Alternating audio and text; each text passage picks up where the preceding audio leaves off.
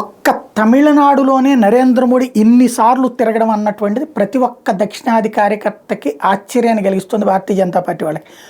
7 సార్లు ఒక్క సంవత్సర కాలంలో నరేంద్ర మోడీ పర్యటించడం, బీజేపీ అనుకున్న ఫలితాలు సాధిస్తాడా లేదా అన్నటువంటిది పక్కన పెడితే 74 ఏళ్ల వయసులో కూడా ప్రత్యేకించి దక్షిణాదిలో తమిళనాడుకి కాన్సన్ట్రేట్ చేస్తూ అన్నామలైని ఎంకరేజ్ చేస్తూ సాగుతున్నటువంటి పరిస్థితి.